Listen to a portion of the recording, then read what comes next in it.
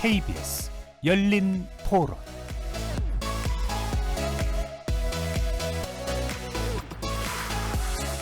설 명절 연휴 잘 보내고 계시는지요? KBS 열린 토론 정준희입니다. 코로나 때문에 또 많은 사람들이 또 힘들어 하는데 근처에 소상공인들도 제가 아는 분들은 거의 다 폐업했어요.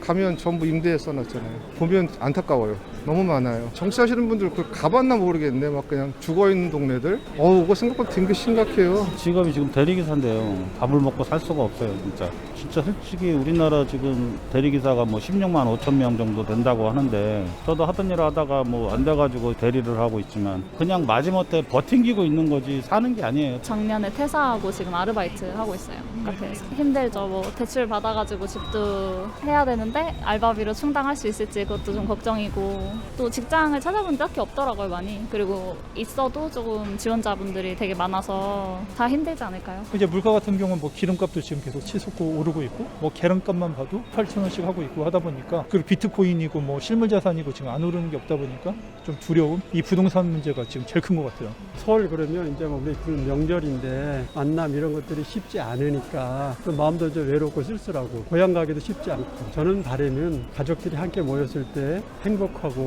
단란하고 서로의 그 어려움을 감싸주고 베풀어주는 그런 좋은 절기가 됐으면 좋겠고 뭐 온 국민이 다 함께 뭐 해서 이 코로나를 극복을 해야 경제 사정도 좋아지지 않겠느냐 라는 그런 생각이 드네요.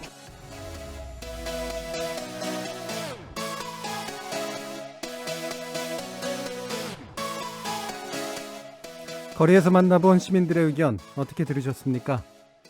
설 명절, 기분으로나마 여유와 풍요를 느낄 때이지만 거리의 시민들 목소리에서 확인되듯 이 명절다움을 느낄 수 없다는 하소연이 많습니다.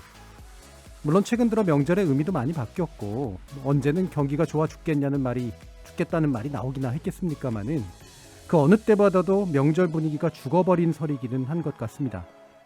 게다가 고강도 거리두기가 이어지면서 가게 문을 열지도 닫지도 못하는 영세 자영업자와 소상공인들 그리고 일자리를 구하지 못한 젊은이들에게 명절은 오히려 고역일 수밖에 없겠죠.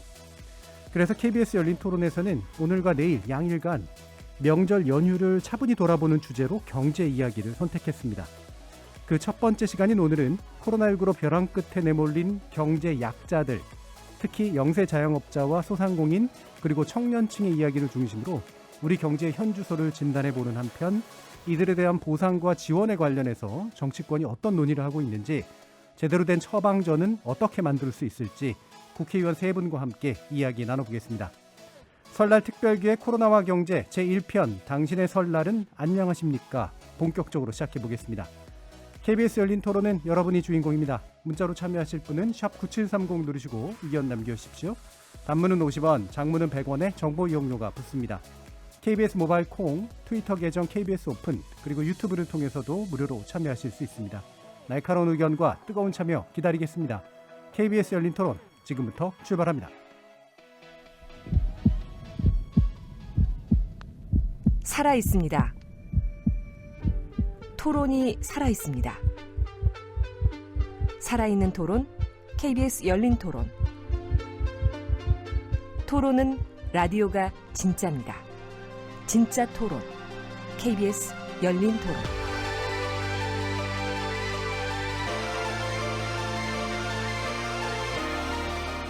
자, 오늘 논의를 위해 스튜디오에 세 분의 국회의원 모셨는데요. 특별히 민생경제에 각별한 마음과 정성을 쏟고 계시는 분들입니다. 자영업을 직접 해보시기도 하신 분입니다. 전 한국 중소상인 자영업자 총연합회 상임부회장을 지내셨고요. 더불어민주당 이동주 의원 나오셨습니다.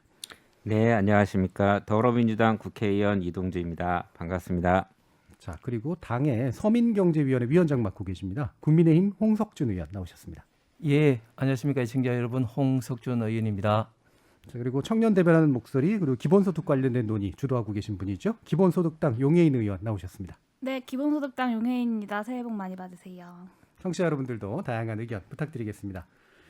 자, 오늘 이제 설 명절, 설은 아니지만 설 연휴의 이제 첫날이라고 볼 수가 있는데, 원래 보통 이번 때 되면 선거도 앞두고 있고 그래서 보통은 어떤 싸움할 주제를 가지고 이른바 민심을 장악할 것이냐 이런 문제를 얘기를 하는데 이번 설은 사실 그 부분도 중요하긴 하지만 많은 분들이 도대체 이제 민생에 대해서 어떤 대안이 있느냐 이런 거에 또 관심을 많이 가지시는 것 같아요.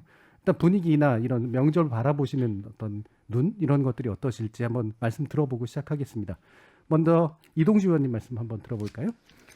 네, 우리 민족의 큰 명절이죠. 설날이 왔습니다. 근데 마냥 기뻐하기만 할 수 없는 이런 분위기인 것 같아요. 소상공인 자영업자들이 기나긴 코로나19 이 감염병 때문에 경제적 피해도 많이 지금 이제 상처가 깊고요. 그 다음에 우리 가족분들하고 오랜만에 만날 수 있는 명절인데도 불구하고 아직까지도 이 방역과 관련된 문제 때문에 한 자리에 모이지 못하는 안타까움들도 많이 있으신 것 같고, 참으로 이게 민심과 관련된 민생 문제와 관련돼서 사실 국회의원으로서 참 이 국민분들한테 죄송스러운 마음이 좀 있습니다.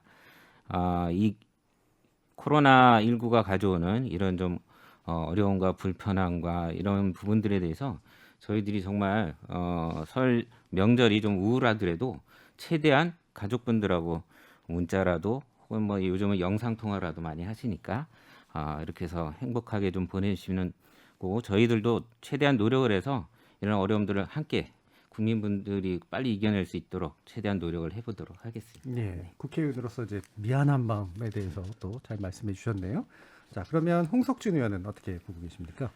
예, 정말 글자 그대로 민족 대명절 설입니다. 참 어렸을 때 참 설이라면은 참 뭐 정말 항상 기다려왔고 기분 좋은 어떤 그런 날인데 사실 나이를 먹고 시간이 따르면서 그 의미도 좀 변하는 것 같습니다만 어쨌든 민족의 큰 어떤 명절이면 분명한데 작년 특히 올해 같은 경우는 이게 뭐 명절인지 사실 그 느낌이 전혀 거의 들지 않을 정도인 것 같습니다. 뭐 거리두기 때문에 친인척 가족들 뭐 보기도 사실 쉽지 않을 뿐만 아니라 특별히 또 명절 분위기는 사실 뭐 전통시장이라든지 이런 곳에서 가장 잘 느낄 수가 있는데 네.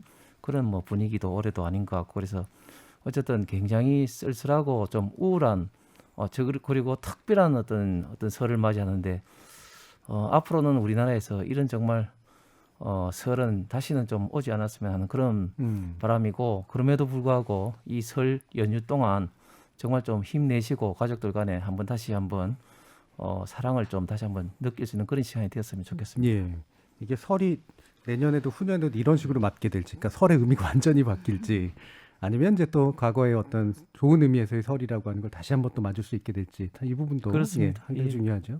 자, 그럼 용혜인 의원님 말씀 들어볼게요. 네, 일단 저부터도 좀 설이다, 명절이다라는 걸 좀 체감하지 못하고 있는 것 같아요. 예. 아무래도 명절에는 뭐 친척 집에도 방문을 하고 해야 되는데 이번 설에는 집에만 박혀 있어야 해서 제 주변의 친구들은 차라리 회사를 나가는 게 낫겠다.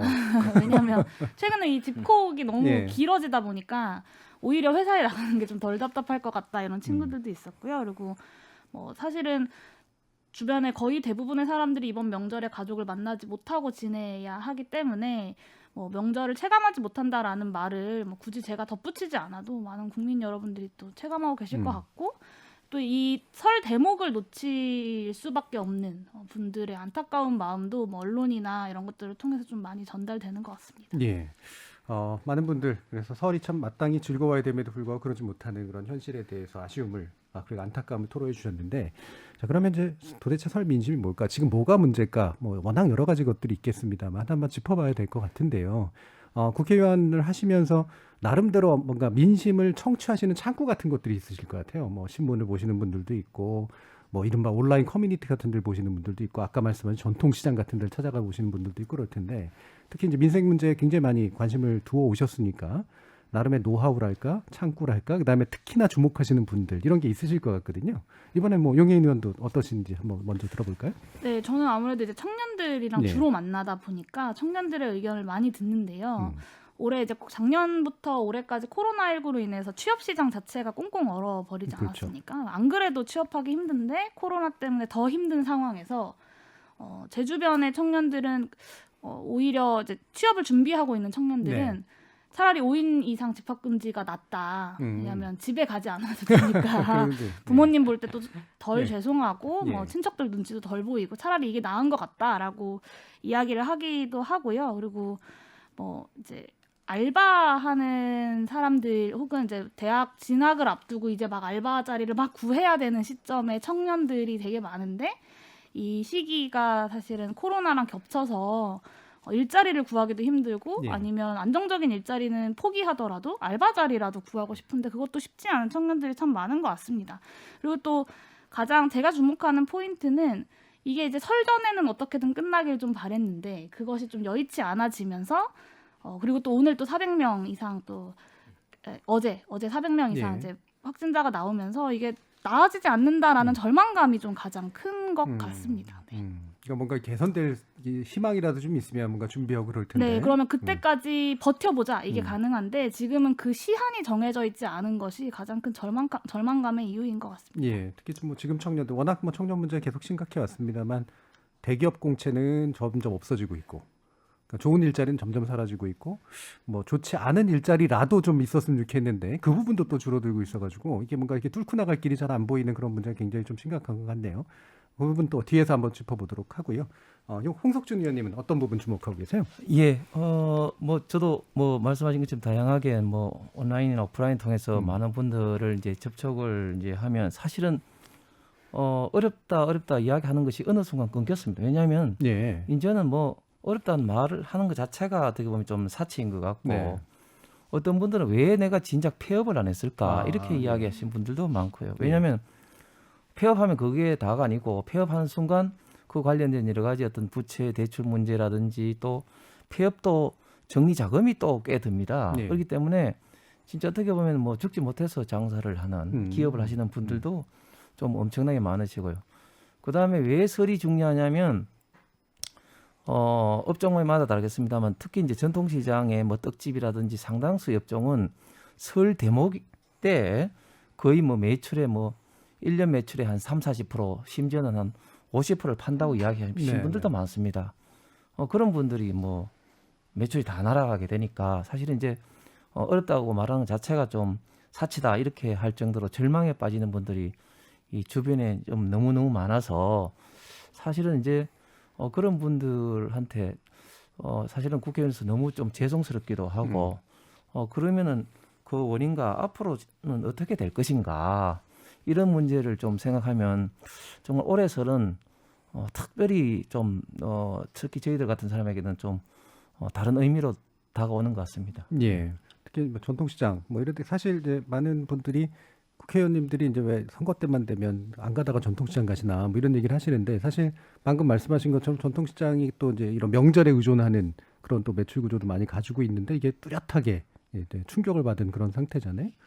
그리고 그게 또 산업구조 변동에 의해서 사실은 또 영향을 받는 부분도 굉장히 좀 많고 아마 이제 심각하게 보실 수밖에 없는 측면들이 있는 것 같습니다. 이동주 의원님은 또 어떤 부분 주목하고 계세요? 네, 저도 뭐 옆에 홍석준 의원님처럼 상인들을 좀 많이 만나고 있습니다. 네. 좀 정말 많이 만나고 현장의 의견들을 많이 듣고 있습니다. 사실 뭐 이렇게 듣는 과정에서 뭐 방역 문제라든가 이런 것들에 대해서 요구하시는 개선 사항도 많이 듣고 있고 그동안에 작년 20년도 한 해 동안 집합 금지나 제한 업종에 묶여갖고 손실을 보고 있는 분들에 대한 고통도 많이 듣고 있는데 참 이런 부분들에 대해서 어떻게 신속하게 좀 해결을 해드려야 되는데 좀 많이 그분들 얘기를 통해서 좀 답을 구해보려고 하고 있고 예, 아까 얘기했었던 것처럼 근데 저희들이 사실은 이제 뭐 때만 되면 이제 뭐 선거철만 되면 가는 건 아닌데 평소에도 자주 갑니다. 우리 지역구에 계시는 우리 홍석천 의원님도 자주 가실 테고 그 상인들이 그러니까 통해서 많은 얘기를 들을 수 있어요. 사실 그 전통적으로 보면 시장에서 보면 많은 정보가 오가고 동네 소식이라든가 뭐 정치권에 대한 평도 많이 듣기 때문에 그래서 저는 주로 이제 그런 상인들을 통해서 코로나에 대한 피해도 많이 듣기도 하고요. 그 다음에 뭐 여러 가지 이제 뭐 세상 사는 얘기들을 많이 듣기 때문에 이번 설에도 많이 움직이진 못하지만 제 주변에 제 동네 상인분들하고 좀 요즘 세상 얘기를 좀 들어볼까 하고 있습니다. 예. 특히 코로나 피해에 대한 얘기들을 좀 많이 들어보려고 하고 있습니다. 예. 안 그래도 이동주 의원님께서 이 소상공인 자영업자 뭐 관련해서 계속 전문 영역이시기도 하고 또 상시적으로 청취하시는 부분도 있지만 구체적으로 이제 뭔가 데이터라든가 이런 거 확인해 보신 결과가 좀 있다면서요. 네네네. 저희가 이제 이 정부에서 1차, 2차, 3차 이제 재난지원금도 지급을 했었고 이거에 대한 효과 부분도 사실은 좀 살펴봐야 되는 때일 것 같아요. 네. 이제 정치권에서 여야가 같이 이런 손실보상 문제와 관련된 논의가 이미 물꼬는 텄고 얼마나 어떻게 신속하게 지원해 줄 것이냐 이런 부분들에 대해서 이제 3월 임시국회를 통해서 뭐 지금 2월 임시국회도 있습니다만 논의가 돼야 되는데요. 그 전에 앞서서 실제 그러면은 작년 20년도 코로나가 3차 유행까지 왔을 때 얼마나 이 상인들 피해가 있었는지 네. 이걸 한번 살펴봐야 될 것 같아서 저희가 한국 신용정보 데이터라고 하는 데를 통해 갖고 카드 매출을 기반으로 해갖고 좀 조사를 해봤는데요. 대체적으로 집합금지, 집합 제한 업종과 관련돼서 저희가 한 140만 개 데이터를 이제 추출을 해봤는데 평균적으로 보면 한 42% 정도의 매출 하락이 19년도 대비 있었습니다. 전체적으로. 예, 평균적으로요. 그 중에는 뭐 근데 이제 유흥업소 5종이라든가 뭐 이제 집합 금지 업종들은 네. 좀 더 심각한 뭐 70% 가까이 매출 하락도 있었고요. 그렇겠죠. 근데 이제 보통 그 매출 하락이 40%라고 하는 거는 영업이익률로 따지면은 영업이익률이 보통 매출의 10% 정도 하는데 네. 하락이 40% 이상 됐다고 하면 거의 그냥 적자죠. 영업이익을 못 가져가는 정도죠. 그래서 정말 심각하게 보고 있습니다. 예. 그럼 실제로 자영업 쪽 하고 계시는 소상공인 쪽이나 자영업 쪽 하고 계시는 분들의 목소리를 또 들어보면 좋을 것 같아가지고요. 저희가 한 분 또 초대를 했습니다. 지금 전화 연결돼 있는데 한번 간단히 말씀 나눠보고 또 논의 이어가도록 하죠. 김일선 사장님 모신 것 같은데요. 안녕하세요. 네네, 안녕하세요. 네, 김일선이라고 합니다. 예. 간단하게 좀 자기소개 좀 부탁드릴게요. 네, 저는 서울에서 대학가에서 지금 프랜차이즈 빵집을 운영한 지 한 16년 정도 된 예. 자영업자입니다. 예. 그럼 지금도 지금 운영 중에 지금 전화를 하시는 건가요? 네네, 지금. 지금요. 예. 지금 설명절 분위기 가지고 말씀 나누고 있는데 어떻게 네. 뭐 최근 분위기까지 포함해서 어떻게 체감하고 계시나요? 지금 이제 명절인데요. 예. 뭐 예전부터 명절 밑에 뭐 장사가 좀 덜 되고 하는 것도 있는데 지금 코로나 때문에 지금 1년째 학생들이 학교에 나오지 않고 그렇죠. 온라인 수업을 하고 있어요. 예. 그래서 저희 대학가에서는 학생들이 이제 나와야 장사를 하는데 그렇게 학생들이 온라인 수업을 하다 보니까 뭐 매출이 지금 거의 1년째 굉장히 하락을 하고 있죠. 예. 매출이 어느 정도나 떨어지셨어요? 예년보다 저 같은 경우는 한 70% 정도. 예. 네. 좀 전에 그 국회의원님께서 말씀 주신 게 집합금지 업종에 가까울 정도로 상당히 좀 떨어지셨네요. 계속해서 가게는 여셨는데. 자, 네네. 그럼 아까 이제 대학가 얘기해 주셨는데 대학가가 학생 수요에 의해서 많이 또 좌지우지 되기도 합니다만 실제로 또 이제 인력도 이제 대학가에서 학생들을 쓰시기도 하시잖아요. 근데 요새 보면은 아예 아르바이트 학생을 쓸 수 없는 경우들 되게 많다. 직접 운영하시는 경우가 많다고 하는데 사장님은 어떠신가요? 저 같은 경우 저희 업종 같은 경우는 아르바이트생을 꼭 써야 되는데 네. 그래서 이제 뭐 아침, 점심, 저녁 나눠서 뭐 한두 명씩을 썼는데 지금 매출이 떨어지다 보니까 뭐 인원 인건비도 줄여야 되는 상황이고 또 한 명이 일을 할 수 있을 정도의 일이 되기 때문에 지금 아침에만 한 명 알바를 쓰고 예. 그 뒤에 점심시간 이후로 마감까지는 제가 혼자 지금 하고 있어서 지금 그런데 또 학생들은 인원을 매장 같은 데서 줄이다 보니까 일자리가 없어서 사실은 아르바이트 한 명 구한다고 공고를 올리면 예. 수십 통의 전화를 받고 아이고. 있거든요. 예. 네, 그러니까 학생들은 일할 자리가 없고 음. 뭐 점포에서는 인원을 줄여야 되는 상황이고 그래서 좀 악순환이 계속 연결되는 것 같습니다. 예. 그러면 뭐 나라에서나 이렇게 주어졌던 어떤 지원이라든가 이런 게 좀 나름대로 좀 효과가 있었는지 모르겠는데 물론 되게 작은 돈이긴 합니다만 어떠셨어요? 네네. 자영업자 입장에서는 예. 돈 10원이라도 뭐 받을 수 있어서 한다면 좋죠. 음. 얼마 전에 정부에서 준 200만 원을 저는 집합 제한 업종이라서 예. 받았거든요. 그래서 받아서 제가 사실은 1년 동안 지금 월세가 밀려 있는 상태인데 진짜 적어나마 우리 건물 주인에게 그거를 바로 보내드려서 예. 조금 네, 얼굴이 조금 면이 섰습니다. 예, 그러니까 지원금 들어온 걸 바로 그냥 또 밀린 임대료로 쓰셨는데 그럼 그렇죠. 그동안 밀리는 동안은 집주인분께서 그래도 좀 이렇게 참아 주신 건가요?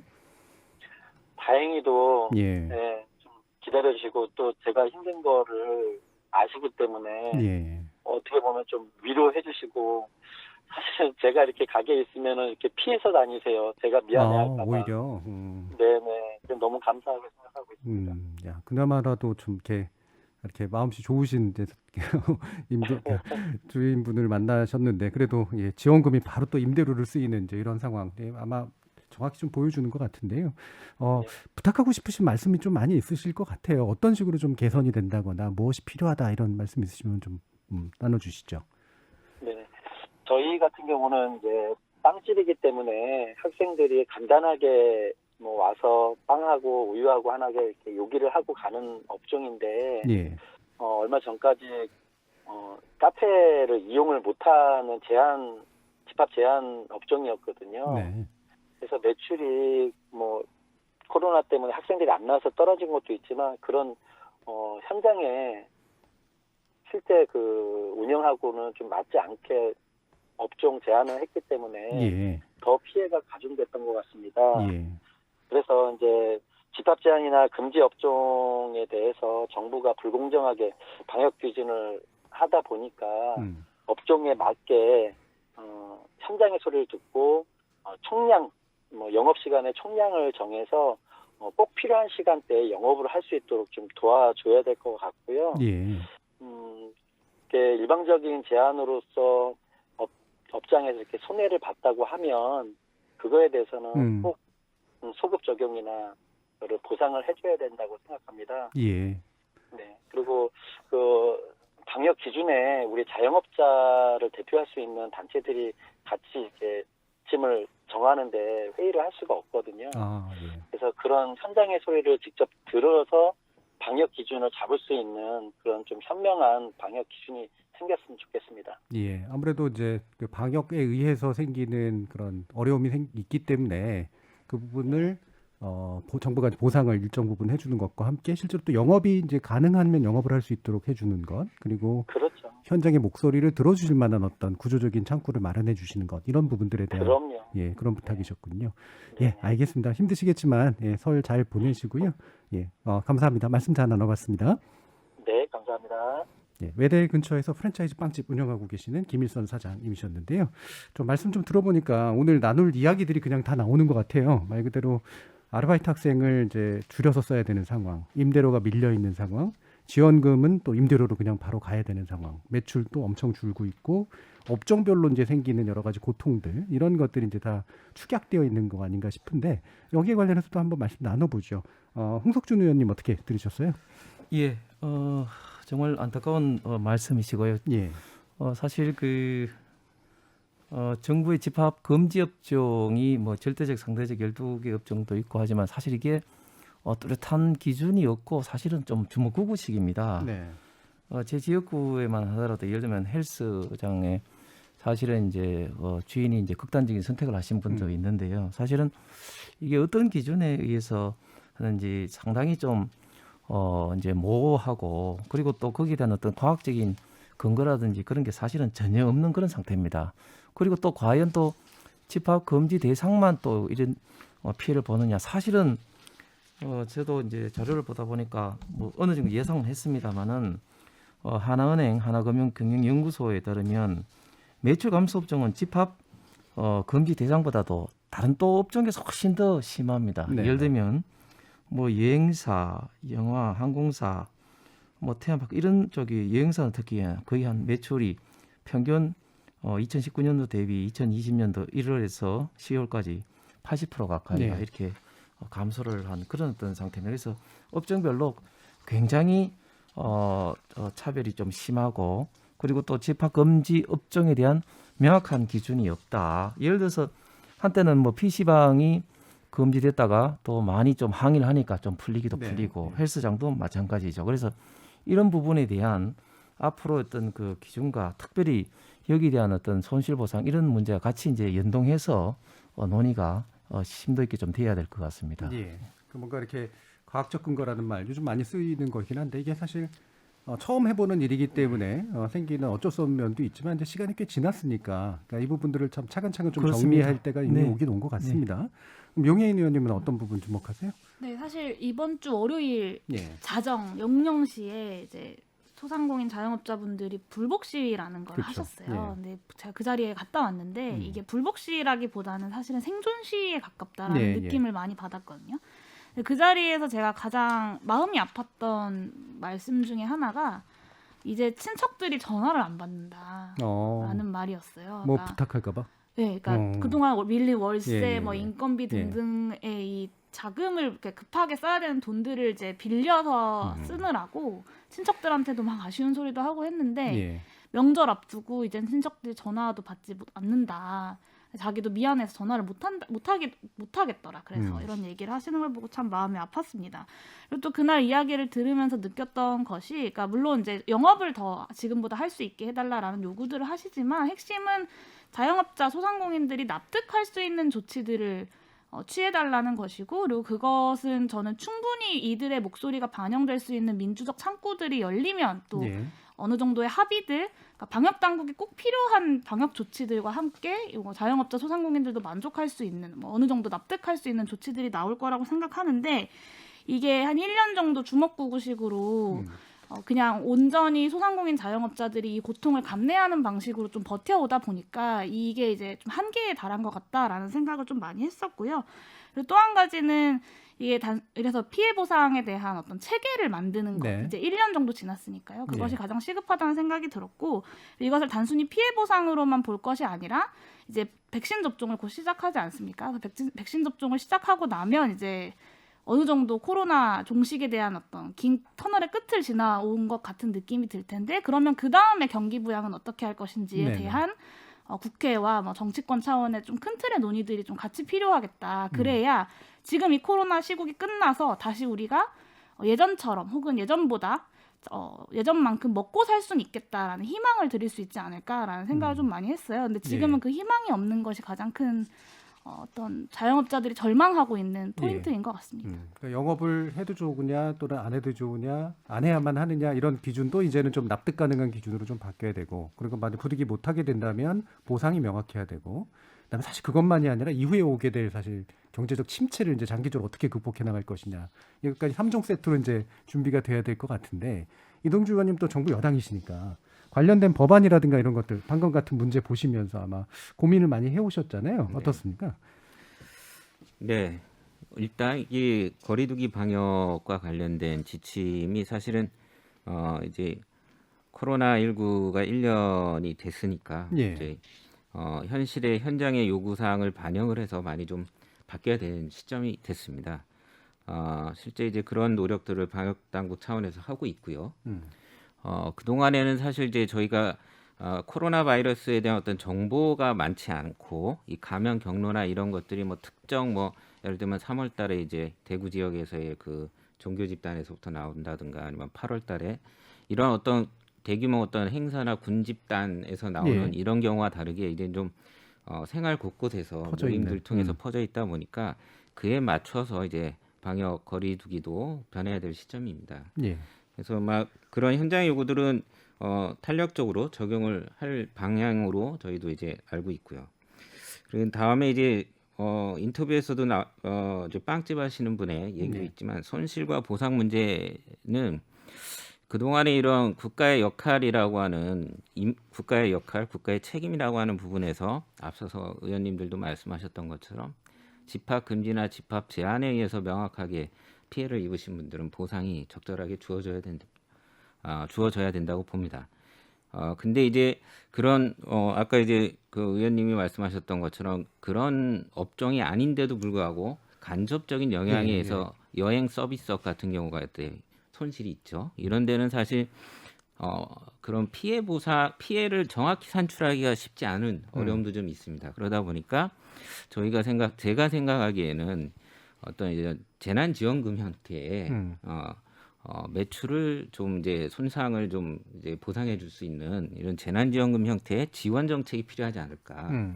그래서 저는 이제 보상과 손실 보상과 재난지원이라는 것이 함께 가야 된다. 예. 이런 점 입장입니다. 그래서 그 부분과 관련된 정치권 내에서 여야 의원님들이 뭐 큰 뜻은 다 같습니다. 예. 근데 그것을 소급 적용할 것이냐 아니면 얼마만큼 어떻게 할 것이냐 그 책임을 어디 보건복지부가 둘 것이냐 아니면 뭐 이런 뭐 중소벤처기업부가 할 것이냐 여러 가지 의견들이 있습니다. 예. 방법적인 차이만 다를 뿐이지 사실은 그런 큰 뜻과 원칙에는 다 마음이 같다고 생각해서 예. 이제 좀 더 그 2월이나 3월 임시국회에서 아까 말씀드렸던 것처럼 그런 토론을 통해서 합리적으로 좀 빨리 신속하게 처리해야 될 것 예. 같습니다. 그러니까 직접적으로 이제 재난에 의해서 피해를 입은 경우 이제 보상. 그다음에 직접적으로 이런 그 재난에 의한 피해가 산출되기 어려운 경우에는 이제 지원의 방식 이걸 이제 결합해 가지고 법적으로 좀 처리해 줄 수 있는 것을 이제 구상하고 계시는 것 같은데 이게 그러면 코로나 피해 구제 특별법 제정안 이 특별법의 형태가 이제 그런 그 문제 의식으로 만들어 보신 건가요? 네네. 제가 낸 코로나19 피해 구제 특별법 내용은 중소벤처기업부에 손실보상심의위원회를 설치해 두고 예. 집합금지나 제한업종에 해당된 손실을 입은 분들을 신청에 의해서 보상을 해주는 이런 구조로 좀 특별법을 만들었습니다. 근데 이것을 뭐 다른 의원님들이 소상공인 지원법으로도 의견을 말씀하시는데 예. 그 사각지대가 있더라고요. 소상공인이라고 하면 법적으로 5인 미만의 4인 이하의 또 매출액이 또 뭐 이렇게 제한이 있습니다. 네. 근데 보면은 이제 약간 이제 중소기업들도 이런 코로나 상황에서 피해가 심각하기 때문에 소상공인 법에 둘 것이 아니라 좀 특별법으로 해서 좀 소상공인 범주를 넘는 분들도 좀 지원을 해줘야 되지 않을까 해서 이제 특별법으로 추진을 하게 됐고요. 예. 저는 또 하나 이제 감염법 예방과 관련된 개정안도 동시에 좀 추진을 좀 하고 있습니다. 여기서 이제 소상공인이 아닌 그 프리랜서라든가 이런 특고 고용 이런 이제 이런 분들도 좀 가사 도우미나 이런 분들도 좀 지원을 하려면 예. 이런 좀 감염병 예방에 관한 법을 통해서도 그런 사회적 취약계층에 대해서도 지원을 해야 될 것 같아서 코로나 특별법과 감염병 예방법 개정안 이 두 예. 가지를 동시에 좀 발의를 해놓은 상황입니다. 그럼 홍석중 의원님은 이제 감염법 예방법 개정안 쪽으로 이제 일단 초점을 맞춰가지고 좀 말씀을 해주시는 거잖아요. 네네. 제가 국회 와서 보니까 사실 국회가 거의 뭐 입법 공장처럼 너무 일시적이고 단발적으로 접근을 하고 있습니다. 약간 인기 위주로 또 가는 것도 예. 있죠. 예. 그래서 어떤 특정 사건이나 뭐 이런 것 생기면 뭐 이름을 딴다든지 뭘 해서 그렇게 하는데 이렇게 해서는 안 되고 보편적 장기적으로 좀 접근을 해야 된다고 봅니다. 예. 저는 이제 문제 의식이 잘 아신 것처럼 우리나라의 헌법은 정치적으로 자유민주주의와 경제적으로는 자본주의와 시장 경제 그리고 어떤 그 소유권을 명확하게 이제 인정을 하고 있습니다. 그런데 여기에서 국가가 공공의 목적을 위해서 공리복리 정진을 위해서 제한을 할 수는 있죠. 그러나 사유재산에 대한 제한을 할 때는 반드시 헌법상 보상을 해주는 것이 대원칙입니다. 그래서 네. 예를 들면 우리가 도로를 만들기 위해서 토지를 강제적으로 수용할 수는 있으나 그러나 그 수용한 토지에 대해서는 공시지가 등의 기준에 의해서 반드시 보상을 해야 됩니다. 그런데 어떻게 보면은 어떤 그 토지나 어떤 주택과 같은 사유 어떤 유형의 재산보다 더 중요한 것이 영업의 자유입니다. 이 영업의 어떤 자유를 국가의 특별한 목적을 위해서 제한할 때는 반드시 헌법상 보상을 저는 해줘야 되는 것이 당연하다고 생각을 합니다. 예. 제가 이런 걸 하니까 이상하게 이재명 경기체가 전폭적으로 지지하는 페이스북 글도 남기셨는데 네. 이거는 저는 이념의 문제가 아닌 헌법에 우리나라의 어떤 근본적인 문제를 생각합니다. 이제 여기서 출발하되 그러나 이거는 굉장히 정교한 논리와 접근 방식이 이제 필요합니다. 예. 제가 감염병 예방법 개정안을 낸 이유는 이렇습니다. 다른 법에 많은 부분이 보상의 기준이 다 있습니다. 방금 말씀 토지 보상도 있죠. 또 가충 또 예방법에는 어떤 광우병 사태가 나서 이제 소를 이제 강제적으로 매몰할 때 그런 법들이 다 있습니다. 이번 사안은 우리나라 초유의 감염병, 코로나로 인한 감염병으로 인해서 거리 제한 두기 혹은 또 영업 어떤 자유를 제한하는 그런 어떤 국가 권력에 의한 어떤 그 조치에서 발생된 어떤 손해 부분입니다. 그렇기 때문에 이런 부분에 대해서는 당연히 보상을 제도화하고 두 번째는 기준을 명확하게 해야 됩니다. 많은 어떤 예산이 소요되고 또한 기준이 업종마다 다 다르고 규모마다 다 다르기 때문에 기준을 어떻게 해야 될 것인가. 저는 이제 예를 든 게 이제 매출액인 세금 납부액을 어떤 국세 낸 거라든지 그런 걸 했는데 조금 더 시간 있으면 제가 왜 이렇게 했는지 자세하게 이제 말씀드리겠습니다만은 이렇게 해서 합리적인 어떤 기준을 도출하는 것이 가장 중요한 그런 것이 되고 우리 이동주 의원이 말씀하신 것처럼 저는 지원도 반드시 병행을 해야 되는데 근데 제가 작년 예결위 때도 무수히 말씀드렸습니다만은 지금 정부의 이런 식의 어떤 접근 방법을 해서는 안 됩니다. 재난지원금이라는 이름으로 뭐 몇백만 원 지원을 해줘봤다 사실은 큰 도움이 되지 않습니다. 예. 그런데 어떻게 하는 것이 주어진 재원을 더 효과적으로 하느냐. 제가 정세균 총리님한테도 몇 차례나 예결위 때 질의하고 주장을 했는데 일단 급한 불을 끄기 위해서는 대출의 형태로 신용보증기금이라든지 신용보증재단을 통해서 대출의 형태로 보증을 통해서 하는 것이 주어진 재원으로 훨씬 더 많이 예를 들어서 신용보증계수가 보통 15배거든요. 그래서 네. 정부가 1조를 지원하면은 15조의 대출을 일으킬 수가 있습니다. 어쨌든 그런 어떤 방식을 통한 어떤 지원을 또한 병행하는 것이 굉장히 지금 현재 상태에서는 예. 중요할 것으로 봅니다. 예. 지난번에 나오셨을 때도 대출 관련해서 중요성을 예. 굉장히 좀 강조해 주셨었는데 그게 실제로도 굉장히 수요가 굉장히 크다라고 하는 점에 주목하시기도 한 거잖아요. 그럼요. 그런데 그 대출이라는 것은 지금은 굉장히 신용보증재단에서 보증을 할 때 어떤 신용 점수를 깐깐하게 봅니다. 이것을 지금은 대폭 낮춰서 누구나 사실은 다 신용보증재단의 기금을 이용할 수 있게끔 하는 그런 어떤 역할을 정부에서 해줘야 됩니다. 예. 자, 이렇게 지금 이제 특별법 또는 이제 감염법 예방법에 근거한 이제 개정을 통한 이제 보상과 함께 뭐 기타 대출 등의 지원 방안 같은까지 고민하는 여러 가지 안들이 이제 얘기가 됐는데 윤희연 의원은 이 부분은 어떻게 보고 계신가요? 네, 저는 대출 수요가 왜 큰가를 생각해 보면 지금 당장 유동성이 없기 때문이거든요. 소상공인 자영업자들, 노동자들이 지금 당장 쓸 돈, 먹고 죽을 돈도 없다라고 많이들 표현하시는데 그런 분들에게 빚을 져라라고 하는 것이 저는 과연 국가가 할 일인가에 대한 고민은 좀 듭니다. 이게 작년 연말에 드디어 가계부채가 GDP 규모를 넘어섰다는 보도도 있었고 정부의 재정 건전성은 OECD 국가들 중에 가장 건전한 데 비해서 가계부채 비율은 또 가장 높은 편에 속하거든요. 그래서 언제 폭발할지 모르는 상황에서 이런 재난 상황에 계속해서 가계가 빚을 지라고 하는 것이 국가의 할 일인지 좀 오히려 좀 되묻고 싶고요. 저는 이 예산 제약 논리만 좀 극복하면 재난지원금 보편적으로 지급하는 것이 피해 보상이랑 이렇게 상충되는 거라고 생각하지 않습니다. 오히려 형평성에 대한 갈등을 불러오지 않을 가능성이 더 크기 때문에 더 가능성이 크다고 보고요. 그리고 또 한 가지는 매출을 올려주는 것이 오히려 이제 월세를 지원하고 100만 원, 200만 원 지원하는 것보다 더 근본적인 해결책이라고 보여지거든요. 예. 그리고 이렇게 돈이 돌고 시장에서 돈이 돌아서 경제가 다시 활성화가 되어야 고용도 만들어지고 사실 이 재난지원금 혹은 뭐 소상공인 피해 지원, 피해 보상에 대한 논의에서 빠져 있는 것이 이 소상공인 자영업자들에게 고용되어 있던 굉장히 저임금의 열악한 일자리에 있던 노동자들에 대한 이야기가 쏙 빠져 있었습니다.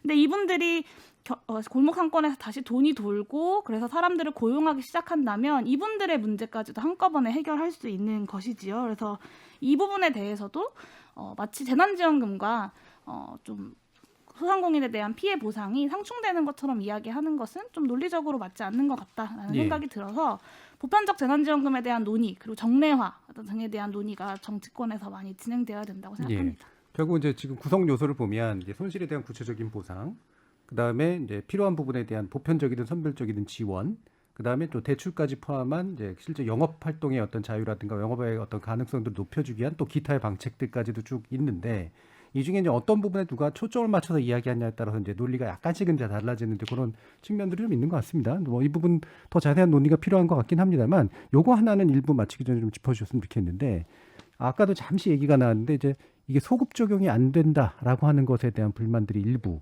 있고요. 그다음에 또 이제 제일 중요한 게 재정경제부의 어떤 입장과 국회 입장이 굉장히 다르다라는 거예요. 단지 여야 입장만 다른 것이 아니라 이 부분들을 어떻게 좀 우리가 국회가 다뤄줘야 될까 또는 정부가 함께 다뤄줘야 될까에 대한 고민도 좀 있습니다. 여기에 대한 언급도 한번 이종주 의원님 주시죠. 네, 일단 그 재정 건전성과 관련된 부분을 놓고 사실은 이제 정부와 저희 여당 안에서도 사실은 많은 좀 토론을 좀 하고 있습니다. 네. 저희 대한민국이 사실은 아까 지금 가계 채무가 한 1,400조 이상 네, 이렇게 나오고요.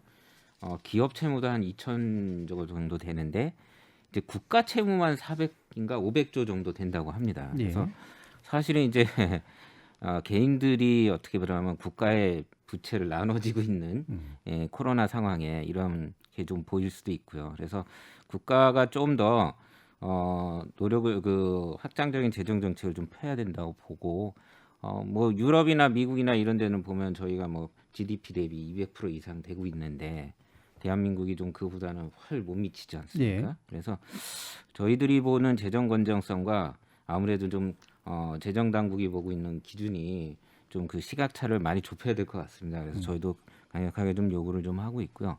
근데 이게 어쨌거나 그 부분과 관련돼서 지금은 경기 침체기이기 때문에 사실 이거를 어떻게 메꿔줄 것이냐는 방법적인 문제를 놓고 이게 이제 재정을 근거로 해서 나오기 때문에 저희가 합리적으로 생각하면 사실 이제 손실 보상을 해주는 것이 소급 적용이냐 아니냐 이런 논란보다는 예. 현실적으로 그동안에 1차, 2차, 3차 적은 돈이지만 이미 중복돼서 나간 부분도 있고요. 네, 1차 때 재난지원금이 한 뭐 150만 원씩 가구당 나간 부분도 있는데 그때 사례를 저희가 평가를 해봤을 때 그게 1차 때 재난지원금이 전국민 재난지원금형으로 나갔을 때 특히 그 지역사랑 상품권을 포함해 갖고 소비 쿠폰으로 한시적으로 나갔는데 그게 한 3개월 동안에 어떤 그 경기가 확 반등되지는 않았지만 침체되어 있는 경기를 조금 끌어올렸습니다. 예. 그래서 그런 차원에서 봤을 때 저는 4차 재난지원금 형태는 예. 그런 그 한시적인 소비 쿠폰 형태로의 지역사랑 상품권을 포함해서 어떤 경기를 돌릴 수 있는 정도의 마중물은 충분히 나가야 된다. 거기에 이제 그동안의 방역에 참여하면서 이제 손실을 입었던 분들에 대해서 뭐 저는 이제 영업이익률을 근거로 해갖고 매출 감소보다는 영업이익률이 좀 더 실질적인 보상이 되지 않겠느냐. 그리고 그게 그 재정 당국하고 재정 당국이 부담하는 이 비용도 사실 좀 많이 줄여줄 수 있거든요. 그래서 그런 영업이익 감소율을 근거로 해서 손실 보상을 좀 해주는 방향이 좀 맞는데 이게 소급 적용이 왜 불필요하냐면은 이 법에는 이 근거를 만들고 시행령을 통해서 사실은 이 대상과 피해 규모와 어떻게 어떤 규모로 액수로 지원해 줄 것인가 하는 이런 방법적인 문제는 시행령으로 정리를 해야 되는데 그게 사실 한 3, 4개월 이상 걸립니다. 그러다 보면 이게 한 5월 내지 6월쯤 가야 법 체계가 완비되는데 그때쯤 가서 20년도분을 다시 소급해서 한다라는 것이 좀 이제 시기적으로도 안 맞고요. 신속하게 해달라는 현장의 요구에 비춰봤을 때 그래서 저는 뭐 정부에서 판단하는 재난지원금에 대한 충분한 지원과 또는 이제 손실보상에 대해서는 소급은 아니더라도 그 부분에 대해서 현실적으로 좀 현장에서 요구하는 맞춤형으로 좀 지원해 주는 게 필요하지 않을까 이런 입장. 일단 이제 재정 확장 정책은 필요하고 그런 면에서 이제 주도하겠다. 그다음에 손실 보상에 관련해서는 또 이제 실질적으로 영업이익률이 얼마만큼 줄어드는가에 대한 이제 보상을 위주로 고민하겠다. 그다음에 재난지원금은 경기 부양 효과까지 좀 고민하면서 좀 되도록이면 보편적인 소비 쿠폰이 지급되는 방식이면 좋을 것 같다라는 정도로 요약이 됩니다. 그러면 송석준 의원님은 어떻게 생각하시나요? 그 사실 그 정부가 저는 그 일시적인 어떤 그런 어떤 그 국민의 인기가 아니라 정말 장기적인 어떤 미래를 고민을 좀 해야 된다고 이제 보는데요. 사실은 재난지원금에 대해서 여러 가지 뭐 평가는 걸릴 수는 있겠습니다만 가장 객관적인 경제학 한국의 단체인 한국경제학회 분석에 따르면 재난지원금이 별로 어떤 경기 부양 효과가 없다. 특별한 어떤 업종, 예를 들면 마트라든지 일부 업종에만 국한이 돼 있고 진짜 어려운 영세 소상공인에는 그 재난지원금 효과가 가지 않는다. 통상적으로 봤을 때 재난지원금을 받으면 보통 사람들이 뭐 소고기 사 먹든지 아니면 그것을 온라인으로 뭐 구매를 한다든지 마트에 물건 사다든지 그러기 때문에 별로 진짜 어려운 골목 상권에는 도움이 안 된다고 하는 것이 한국경제학회의 얼마 전에 발표 어떤 내용이었습니다. 그래서 앞으로 그러면 이것을 어떻게 하느냐 이런 어떤 문제인데 지금 우리가 그 재법안도 물론 이제 예산이 듭니다만 그러나 저는 반드시 헌법상 필요하기 때문에 제안을 했지만 이 기재부라든지 이런 어떤 재정을 맡고 있는 부서에서 재정을 걱정하는 것이 저는 당연하다고 봅니다. 왜냐하면 이것이 단순하게 돈을 아끼는 것이 아니라 후세들을 위한 어떤 그런 것이고 진짜 결국은 이제 국가 부채가 쌓이게 되면은 이 부채에 대한 어떤 이자라든지 정말 쓸데없는 우리가 그 부담을 해야 되는 재정이 엄청나게 늘어납니다. 그리고 많은 분들이 지금 우리는 국가 부채가 낮다 하는데 지금 우리 2021년도에는 지금 47%로 예상되어 있는데요. 일본 같은 경우 90년대 초중반 하더라도 40%대에서 지금이 OECD 국가들 중에서 일본이 최고 높습니다. 230%입니다. 불과 30년도 안 돼서 그렇습니다. 이게 결국은 고령화가 되면 우리나라도 엄청나게 지금 국가 부채가 앞으로 높아질 겁니다. 그래서 막연히 국가 부채가 낮다는 것이 아니라 어떤 속도의 문제인데 어쨌든 저도 지금은 재정을 써야 될 때라고 봅니다. 단 지금 같은 어떤 정부에서 재난지원금의 이름으로 이런 식으로 써서는 저는 굉장히 곤란하다. 효과적으로 이제 쓰는 것이 제가 아까 말씀드린 그런 어떤 방식이라고 이제 보고 특히 저는 너무 이 정부에서 이런 어떤 토론이 아니라 그 기재부에 하면은 이게 기재부의 나라냐 이렇게 접근을 해서 어떻게 보면은 합리적인 어떤 그 대화를 관료들의 합리적인 어떤 대화를 어떤 정부에서 가로막아 버리고 그냥 그러면은 관료들은 그러면 그는 국회에서 그냥 하는 대로 따르겠다 이런 식으로 접근해서는 저는 국가를 경영하는 방식은 지금 아니라고 봅니다. 조금 전에 이동조 의원처럼 우리가 주어진 재정에서 어떻게 하는 것이 효과적인 지금 코로나의 어떤 대책인지 정말 그 각계 어떤 전문가들과 정말 그 허심탄회한 그런 어떤 토론을 통해서 가장 해법을 좀 찾아야 된다고 봅니다. 윤혜은 의원님. 네, 사실 소급 적용의 문제는 지난 1년 동안 충분히 우리가 재정을 동원해서 뭔가 뭐 피해 보상 혹은 소급 적용의 방식이 아니더라도 충분히 뭔가 지원을 했다면 좀 지금 상황에서 논란이 되진 않았을 것 같습니다. 결국에 중요한 것은 재정 지출의 규모가 어느 정도 되는지, 국가가 얼마나 재정을 동원해서 투여를 하는지가 좀 핵심인 것 같고요. 보통 재정 건전성 이야기할 때 주로 이야기 많이들 하시는 게 이제 미래 세대의 부채를 넘기는 거다라고 하는데 저는 좀 제가 그 보통 미래 세대라고 여겨지는 세대로서 이렇게 말씀드리고 싶은데요. 지금이 없으면 그 다음도 없습니다. 그러니까 지금 버티지 못하면 미래 세대에게 미래라는 건 없는 거거든요. 그래서 지금의 이 위기를 잘 극복해 나가는 것이 부채 몇 퍼센트냐 이 비율의 문제라기보다는 실제로 미래 세대들한테도 지금의 위기를 잘 버텨나가는 것이 가장 중요한 문제다라는 말씀을 좀 드리고 싶습니다.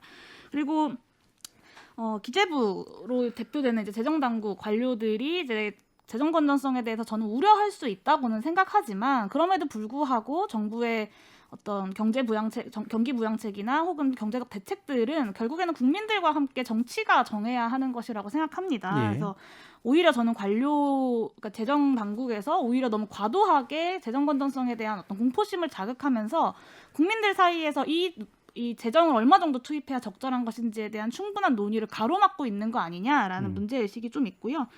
그리고 이제 국채 발행이 보통 문제가 되는 것은 사실은 이자 부담이 문제가 되는 것입니다. 근데 저희 의원실에서 이제 2014년부터 2020년까지의 그 연평균 국가 부채 증가율을 이제 살펴봤는데 한 9.8% 정도 되더라고요.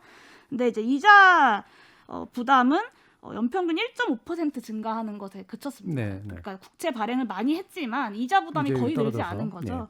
그리고 저희가 한국은행에 또 확인한 것은 이것이 한국은행에서 바로 직매입을 하게 되면 한국은행에 이자를 지불하지만 정부가 이것이 결국에는 다시 정부의 국고로 돌아오기 때문에 사실상 이자 부담이 없는 방식으로 국가 부채를 발행할 수 있게 국가 채무를 네. 발행할 수 있게 되기 때문에 좀 이런 어떤 전례 없는 위기 시에는 이런 획기적인 아이디어들에 대해서도 좀 적극적으로 검토해야 하는 것이 아닐까라는 생각이 좀 듭니다. 알겠습니다. 자, 일부 논의 생각보다 약간 좀 길게 가긴 했는데요. 그래도 이제 지금까지 쭉 관련된 논의를 했던 것들의 거의 종합한 이야기들이 좀 되고 있지 않은가 싶은데요. 지금 과연 지금 말씀 주신 것처럼 이렇게 미중위의 위기라고 볼 수 있는 상황을 어떻게 극복하면서 이제 국가의 재정을 운용해 갈 것인가라는 문제, 결국 가장 중요한 문제라고 볼 수가 있겠죠. 여기에 대해서는 구체적인 대안 그리고 사회적 합의까지 또 필요한 문제이기 때문에 이 부분 후반부 토론에서 좀 더 집중적으로 논의해 보도록 하겠습니다. 여러분은 KBS 열린 토론과 함께하고 계십니다.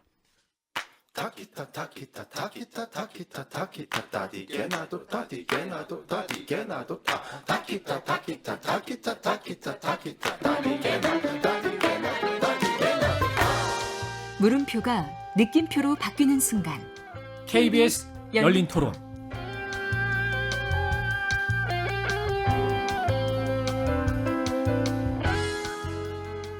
KBS 열린 토론, 오늘은 설을 맞아 준비한 코로나19와 경제 문제로 국민의힘 홍석준 의원, 더불어민주당 이동주 의원, 기본소득당 용해인 의원 이렇게 세 분과 함께하고 있습니다.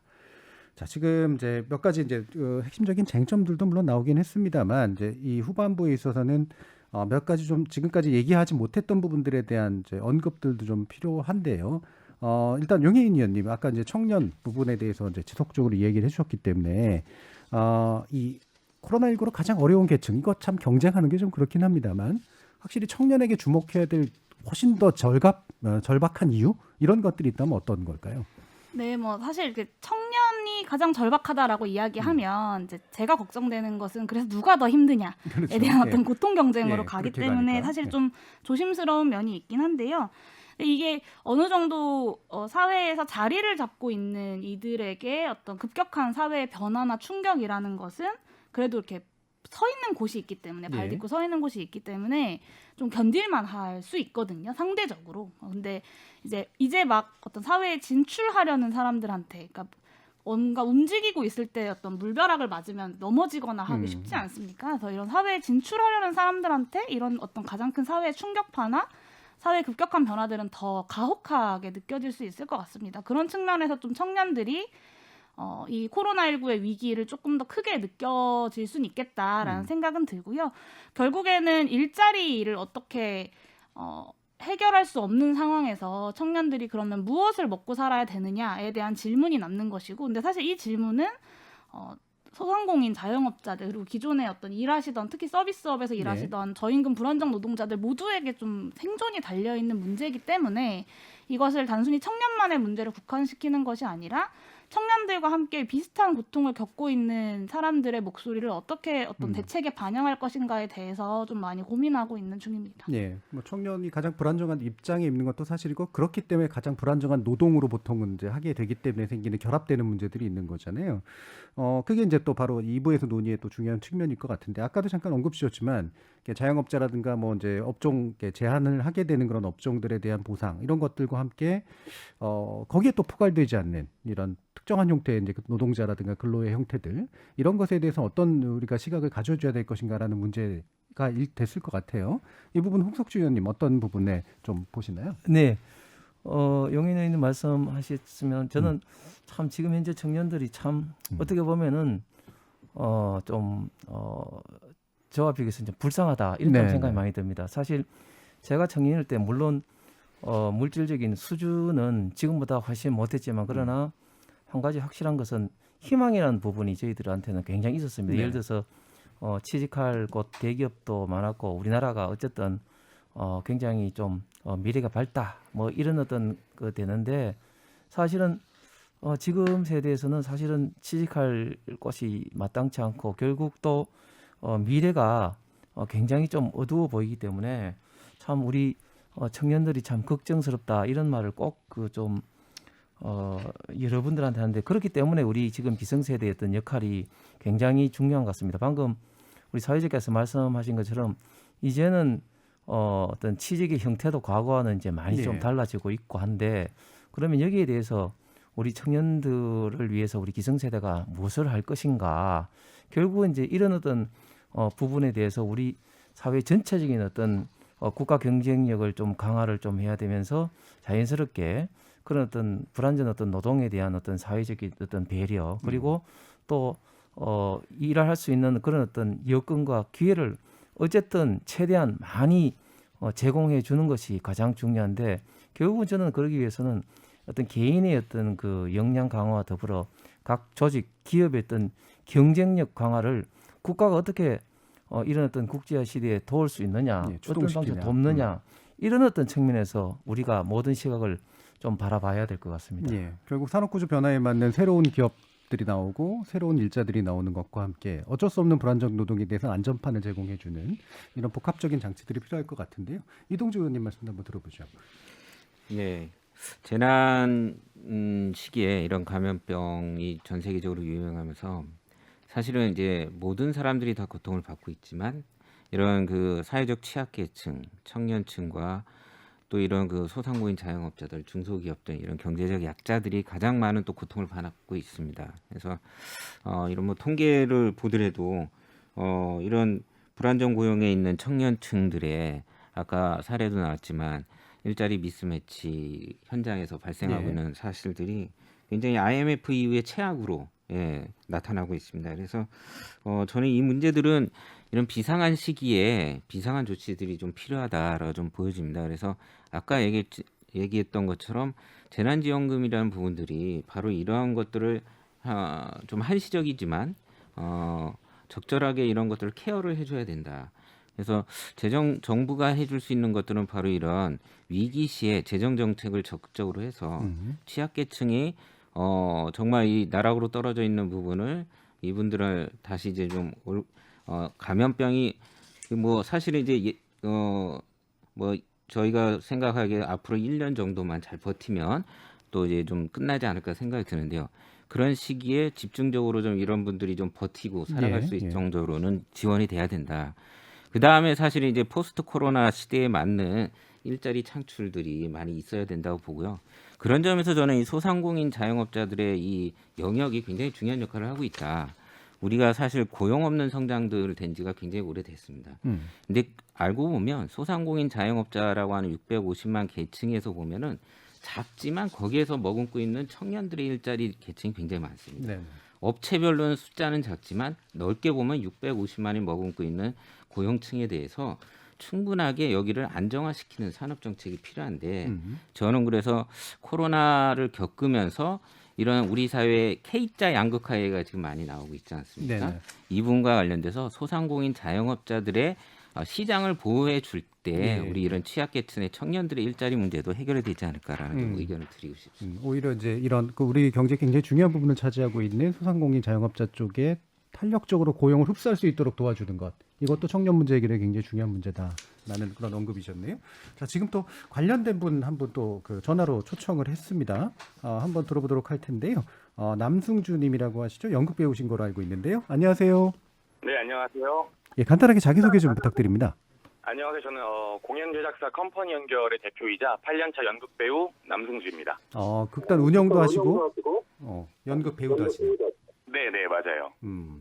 자, 설날 어떠십니까?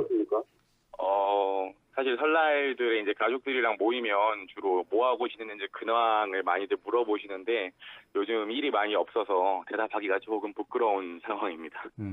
일이 없어서. 네. 그렇죠. 이게 사실 공연 쪽이 제일 또 타격을 입은 데 중에 하나잖아요. 근데 네, 맞아요. 지금 주변 그러니까 운영도 하시고 스스로 또 연기도 하시는데 주변 네네. 분들 어려움도 굉장히 많이 있으시죠. 아무래도 제 주변 배우들 같은 경우에는 요즘 연기로 돈을 버는 사람들보다 뭐 예. 카페에서 아르바이트를 하거나 또는 각자 뭐 행사를 뛰거나 이렇게 좀 부업으로 생계를 이어나가는 경우가 대부분인 것 같아요. 부업으로. 네네. 예전에도 사실은 이제 실제로 연극하시는 분들 부업하시는 경우들이 많긴 했는데 요즘 거의 그게 본업처럼 된 거 아닌가 싶기도 하네요. 그렇죠. 직업이 배우라고 말하기가 조금 민망한 예. 일정을 보내고 있습니다. 얼마 전에 보니까 이제 뭐 공연계 또는 연극계 뭐 이런 데들에서도 이제 다른 어떤 업종들처럼 이 부분에 대한 좀 재고를 해달라라고 하는 그런 말씀도 많이 있으셨는데 현장에서 그런 이야기들 많이 좀 나오나요? 사실상 그 현장에서 얘기가 나오는 거는 이제 예. 뭐 공연 매출이 장래에 따라 90%까지 지금 감소가 된 걸로 알고 있는데요. 네. 이게 이제 거리두기 단계가 이제 급작스럽게 조정이 되면서 공연이 취소되거나 규모가 자꾸 줄다 보니까 극장 들어간료는 줄지 않는데 공연 제작사 입장에서는 이제 공연을 계속 이어나가기가 조금 어려운 상황이었죠. 예. 그래서 저희 같은 경우에는 좀 지원 사업에 많이 좀 요구를 했던 것 같습니다. 그러면 아무래도 이제 지금 한참 시장이 안 좋으니까 기존 인력도 밀려날 판인데 새로운 어떤 이제 배우가 된다거나 이런 공연 쪽으로 들어오고자 하는 분들은 훨씬 더 힘들어진 그런 상황이 아닐까 싶은데요. 그렇죠. 배우는 점점 많은데 이제 예. 올릴 수 있는 작품은 줄다 보니까 경쟁률이 조금 많이 치열해지고 있는 것 같아요. 자, 그러면 이제 이게 우리가 뭐 막연히 백신 다 맞고 다 면역되고 이런 상황을 기대하기만도 힘든 조건이라 네. 당장 또 어떤 부분들을 좀 정부가 해결해 줘야 될지 또는 정치권이 어떤 부분에 좀 주목을 해줘야 될지 현장의 목소리가 좀 필요할 것 같은데요. 한번 말씀 주시죠. 감사하게도 작년 같은 경우에는 지원 사업이 평소보다 조금 많았던 한 해였습니다. 네. 뭐 코로나라는 주제로 최대한 저희에게 지원을 해주시려고 노력을 많이 해주셨던 건 정말 감사하지만 제가 조금 아쉬웠던 부분은 그 공연예술 사업 중에는 주로 언택트나 영상예술로의 전환을 요구하는 경우가 대부분이었어요. 예. 공연예술은 무대가 있고 관객이 있어야 되고 현장에서 배우와 관객이 소통을 해야 하지만 그 나라의 지원금을 받기 위해서는 영상예술로서의 전환을 많이 했어야 됐습니다. 그렇죠. 그래서 기존의 공연예술계가 많이 없어지고 있다라고 보여서 제가 조금 개인적으로 바라는 건 앞으로의 지원 사업들이 조금은 더 공연예술이 어떻게 하면 방역을 철저히 하되 관객들과 무대에서 소통할 수 있게끔 예. 새로운 장르를 좀 지원해 주실 수 있는지 그런 부분들에 대해서 요구하고 희망하고 있습니다. 나름대로 지원은 이루어지는데 사실은 공연 예술에 대한 지원이 아니라 영상이 돼버리는 그런 네, 한계가 맞습니다. 있었던 거죠. 확실히 공연은 무대에서 오프라인에서 사람들 만나야 되는 그런 조건들이 분명히 있는 거라. 네, 맞아요. 네, 거기에 현실적인 어떤 대책과 그러니까 가이드라인과 함께 이제 실제 영업이 가능한 형태들로 한번 고민이 돼야 될 것 같네요. 자, 네네네. 오늘 말씀 잘 들었습니다. 연극 배우 남승주님이었습니다. 말씀 감사합니다. 네, 감사합니다. 자, 그러니까 뭐 어느 정도 이제 특이한 직업이기도 하지만 또 청년들이 또 많이 겪고 있는 그런 식의 문제를 또 동시에 가지고 있기도 한데요. 결국에는 이제 미래의 새로운 것들을 개척해 나가기 위해서는 이제 전혀 다른 관점에서의 접근들이 필요하지 않겠습니까? 그래서 재정을 어떻게 확보할 거냐, 누구에게 이 돈을 풀 거냐, 어떤 설계들을 할 거냐 이런 문제일 텐데요. 아이디어들은 굉장히 많은 것 같아요. 뭐 사회연대세다, 뭐 특별재난세다, 뭐 이런 것들. 근데 어떤 부분에 좀 주목을 해서 좀 진행하는 게 좋을지 아까 홍석준 의원님 같은 경우도 나름의 이제 큰 그림 같은 것들이 좀 있어 보이셔가지고요. 한번 말씀 먼저 들어볼게요. 지금 방금 우리 그 남성재 배우님처럼 사실은 공연 어떤 문화 부분도 사실은 지금 가장 타격을 많이 받는 업종인데 또 이 업종이 우리 지금 4차 산업혁명 시대에 컨텐츠하고 직접적인 연관돼 있어서 굉장히 사실은 중요한 부분인데 사실은 굉장히 이렇게 타격을 많이 받아서 참 아쉽습니다. 특히 우리나라 분들이 보면 이 분야에 굉장히 또 재능이 있죠. 넷플릭스가 한국에 지금 8천억 정도를 투자했는데 넷플릭스가 전 세계에 지금 엄청나게 많은 한국의 뭐 K웹툰을 비롯해서 많이 띄우고 있지 않습니까? 네. 참 안타까운 어떤 사실입니다. 자, 그러면 이제 이런 어떤 문제에 대해서 사실은 이제 어느 정도의 어떤 그 재정의 역할이 굉장히 중요한데 이 방법이 결국은 이제 문제인데요. 사실은 이거를 위해서 또 그 민주당 이낙연 대표는 또 이 어떤 공유제라든지 뭐 이런 어떤 이야기를 합니다. 사실 그런데 이런 부분들이 사실 굉장히 좀 저는 어떤 추상적이고 이미 과거 그 MB 때 어떤 동반 성장이라든지 또 박근혜 정부가 FTA 하면서 또 농어촌 협력기금 등을 어떤 조성을 한다고는 했습니다만 상당히 어떻게 보면 좀 형식적으로 흐른 부분이 사실은 굉장히 좀 있습니다. 고답적이다. 예. 그래서 결국은 이제는 이걸 좀 명확하게 사회적으로 이제 진짜 그 정세를 할 것인지 그리고 또 이 문제에 대해서 그러면은 어떻게 이 정세한 부분을 사회 복지를 위해서 이제 쓸 것인지에 대해서 정말 이제 어떤 진지한 어떤 논의가 필요한데 그런데 거기에 반드시 전제돼야 될 것이 결국은 여기에 대한 어떤 국가의 어떤 권력의 개입에 따른 또 규제를 상당 부분 풀어야 됩니다. 특별히 지금 현재 이 정부 들어와서 굉장히 어떤 부의 어떤 불균형이 굉장히 심합니다. 전북대 강준만 교수도 말했습니다만은 한국 부의 가장 대부분이 결국은 이제 부동산인데 네. 이 부동산의 어떤 차별화로 인한 부의 불균등이 굉장히 심한 상태입니다. 결국은 이런 어떤 부의 불균형이 이뤄진 것도 결국은 저는 기업의 어떤 자율성, 개인의 어떤 자율성 어떤 침해라고 생각을 합니다. 개인이 일을 하고 싶어도 주 52시간 때문에 일을 못하고 기업이 더 투자를 하고 싶어도 더 투자를 못하는 그런 여러 가지 어떤 제약 조건이 지금 현재 우리나라에는 너무너무 많이 있는 그런 어떤 상황입니다. 그래서 이런 어떤 자율성을 기업과 개인이 어떤 풀어주되 그러나 또한 거기서 어떤 나오는 적절한 어떤 그 세원에 대한 어떤 예. 그 정세라든지 이런 부분에 대한 어떤 사회적인 어떤 진지한 토론이 좀 전제가 예. 돼야지 실질적인 효과를 거둘 수 있다고 생각합니다. 개인의 자유나 창의성을 최대한 진작하는 방향으로의 정책. 그다음에 그것에 바탕에서 뭔가 새로운 소득들이 생겨나거나 새로운 산업이 생겨나면 그게 이제 증세의 어떤 굉장히 중요한 기반이 될 수 있도록 해주는 그런 접근법에 대해서 얘기해 주셨는데요. 지금 이익공유제라든가 뭐 상생기금 이런 거 좀 너무 추상적이고 고답적이지 않냐는 지적해 주셨단 말이에요. 관련한 또 당대표님께서 얘기한 부분도 있으니까 이동주 의원님 한번 말씀 들어보죠. 네. 전에 이제 그 앞서서 이제 주제 중에 언급이 됐었는데 어제 이제 세제당국 기재부에서 이제 그 20년도 발표가 났는데요. 부동산과 주식이 사실 이 코로나 전국에서도 보면 굉장히 거래가 왕성했습니다. 네. 그러다 보니까 여기에서 많은 그 수익이 들어와 갖고 세제 수입이 여기에서만 5조 8천억 이상의 예, 그렇더라고요. 수입이 예. 들어왔고요.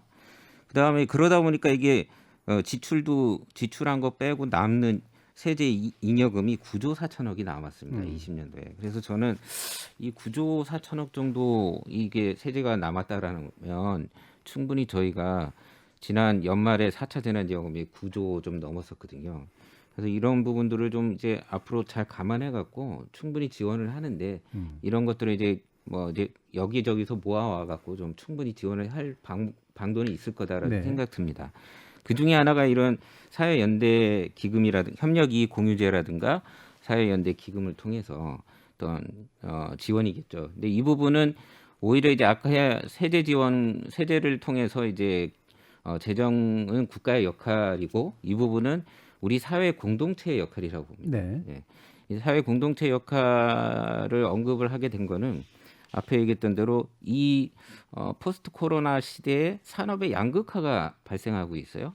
ICT 산업이라든가 이런 비대면 산업들은 굉장히 많이 뭐 온라인 플랫폼이라든가 얘기했던 OTT 같은 이런 좀 넷플릭스라든가 이런 부분들이 굉장히 활성화되고 그런 외에도 보면은 뭐 이제 뭐 은행 금융 쪽의 자본들도 굉장히 활성화되고 있습니다. 그래서 오히려 이런 좀 그 소위 수익을 올리고 있는 대기업이나 산업 측에서 오히려 이런 전통 어떤 일자리들을 취약한 부분들에 대해서 서로 협력과 이익을 나누는 이런 부분들에 정신이 필요하기 때문에 네. 협력이익 공유제라든가 사회연대 기금이라는 이 필요성이 논의가 된 것 같습니다. 그래서 저는 충분히 이게 필요하다고 보고요. 그게 건강한 사회 공동체를 유지하는데 어떤 바탕이 되지 않을까 싶습니다. 그래서 협력이익 공유제는 말 그대로 밸류체인 사슬에 묶여 있는 관계 속에서 예. 어떤 초과 이윤을 서로 이제 나눠 갖는 거라서 그 내용이 있고요. 그다음에 협력이익 공유제는 그런 내용이고 사회연대 기금은 그 외에도 광범위하게 뭐 프리랜서라든가 이렇게 나와 있다는 영국에 속해 있는 이런 예. 분들에 대해서 지원을 해주는 부분이기 때문에 각각의 정책들에 맞게 기금을 잘 조성해서 저희들이 충분히 이런 사회적 위기를 사회 공동체가 좀 같이 책임지는 이런 부분들도 예. 지금은 필요할 때다라는 말씀을 드리겠습니다. 그러니까 이 부분이 이제 약간 철학적 차이들이 분명히 있긴 한 것 같아요. 이게 초과 이윤이라고 부르는 영역을 그 개인의 창의성과 자유가 발휘된 결과로 볼 거냐, 아니면 그 구조가 이제 그것이 좀 더 유리한 방향으로 돼 있기 때문에 생겨난 어떤 이제 페이버의 효과, 어떤 선호의 효과라고 볼 것이냐라는 부분에 대한 입장 차이는 있긴 있습니다만 그럼에도 불구하고 이 초과 이윤 부분을 어떻게 나눌 것인가라는 것은 필요한 일이다라는 말씀으로 들리는데요. 이 부분 용해인 의원도 한번 의견 주시죠. 네, 사실 이제 이익공유제에 대해서 뭐 예전보다는 더 나아간 아이디어라고는 생각합니다만 네. 이게 어쨌든 자발적으로 이익을 공유하는 기업에 세제 혜택을 준다라는 아이디어가 기본 골격인데 이게 과연 제대로 실효성을 거둘 수 있을까에 대한 의문이 좀 남는 것 같습니다. 예. 이게 지난번 우리가 착한 임대인 운동에서도 임대인들의 어떤 착한 선의에 기대서 무언가 어떤 결과들을 바라는 것이 과연 효과적인가에 대한 평가들을 남겼다고 생각하거든요. 그랬을 때 기업들의 이런 이익공유제 역시도 개인의 어떤 개별 기업들의 선의에 기대하는 것은 좀 시스템을 만드는 측면에서는 어떤 책임의 방기가 아닌가라는 예. 생각이 좀 들고요. 그 뭐 재난연대세 같은 경우는 뭐 지금 당장 논의해볼 수는 있는 방안이라고는 생각합니다만 이게 그럼 재난 끝나고 나면 어떻게 그렇죠. 되는 것이냐에 대한 질문이 남습니다.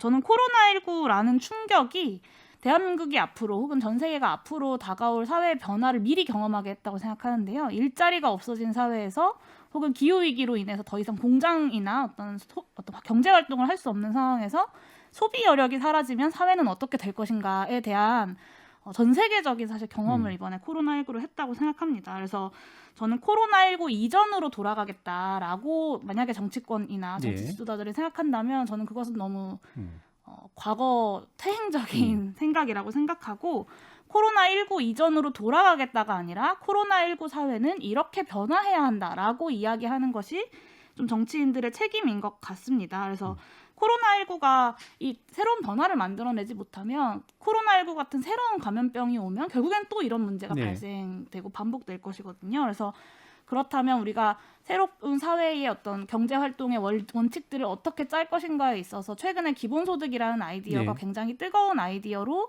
주목받고 논의되기 시작한 것도 저는 좀 이런 맥락들에서 많은 국민들이 호응하고 있는 것이라고 생각하고요. 일과 상관없이, 그러니까 일자리와 상관없이 모든 국민들에게 최소한의 소득을 보장한다는 기본소득이 이 코로나19 이전으로 돌아갈 수 없고 코로나19 이후에 새로운 사회의 원칙을 구성해야 되는 이 시기에 꼭 논의되어야 하는 대안이라고 생각합니다. 물론 이제 소 잃고 외양간 고치는 것은 참 안타까운 일이지만 외양간이라도 고쳐야 다시 소를 키울 수 있지 않겠습니까? 예, 네. 예. 자, 그럼 이제 마무리할 시간인데요. 저는 이 질문으로 마무리해보고 싶습니다. 각자 또 민생 영역에 계속해서 좀 관심을 가지시기 때문에 앞으로 난 이 부분에 주목해서 이 문제는 반드시 좀 해결해 보겠다라고 하는 쪽으로 한 1분 정도 한 번씩 들어볼까요? 이동주 의원님부터 드리겠습니다. 네, 저는 이번 코로나 미중의 위기 상황을 겪으면서 많은 국민들이 특히 집합 제한, 집합 업종을 통해서 소상공인 자영업자들이 많은 호소를 하고 있습니다. 국가의 역할이란 무엇이냐 이런 얘기들을 많이 네.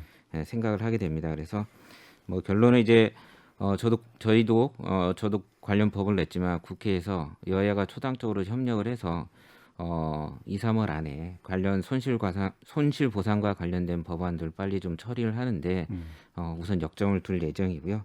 그래서 보상은 국가가 책임지고 하고 아까 얘기했던 대로 사회연대 기금이든 협력이 공유제든 이런 우리 공동체가 다 같이 분담을 해서 약자들을 연대 차원에서 도와줘야 되는 지원은 우리 사회 공동체와 함께라는 원칙을 명확하게 좀 세워야 될 때가 아닌가 생각 들고요.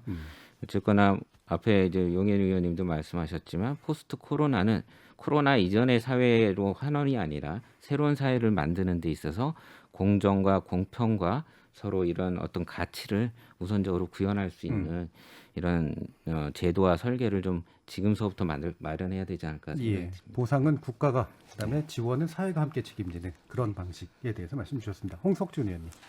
예, 정치는 그리고 정부는 사실은 현재 어떤 그 입장에 그리고 그 현재 어떤 그 인기표에 사실은 굉장히 많이 생각할 수밖에 없습니다. 그럼에도 불구하고 우리나라 어떤 미래를 위해서 그리고 우리 젊은 세대를 위해서 고민하는 것이 저는 역사가 평가받는 어떤 그런 어떤 정치인 정부가 되지 않을까 생각합니다. 지금 전 세계에서 가장 부자가 앨런 머스크고 가장 혁신적인 기업이 그가 경영하는 테슬라와 스페이스 X입니다.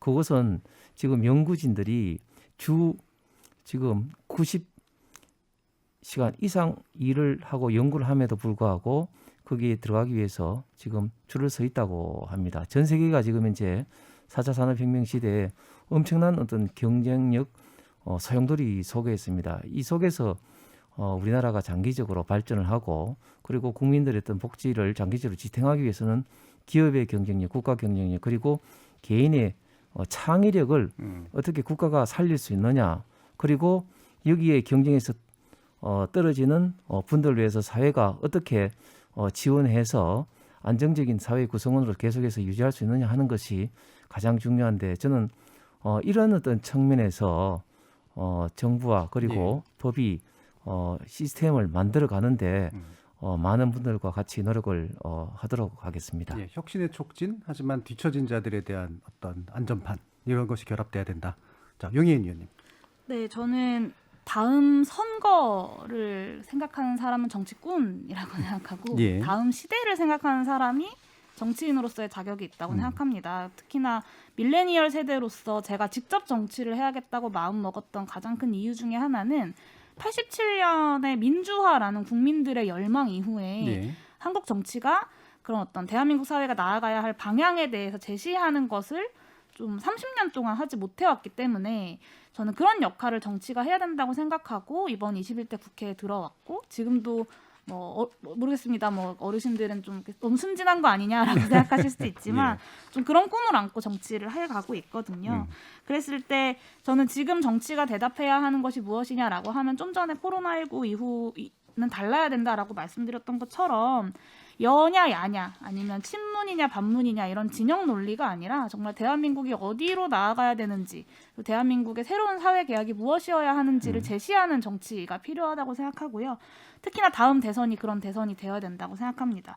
저는 이제 기본소득당의 유일한 국회의원으로서 그런 새로운 대안이 기본소득이라고 제시 드리는 거고 앞으로도 코로나19 이후에 새로운 사회의 원칙으로서 기본소득을 더 많은 국민들에게 설득하고 알려나가는 활동들에 좀 집중하려고 합니다. 다음 시대를 대비한 결과로 다음 선거에도 잘 되셨으면 좋겠습니다. 아, 네, 감사합니다. 자, 오늘 토론 함께해 주신 국민의힘 홍석준 의원, 더불어민주당 이동주 의원, 기본소득당 용혜인 의원 세 분, 그리고 전화로 참여해 주신 두 분의 시민께도 감사의 말씀 전합니다. 감사합니다. 고맙습니다. 감사합니다.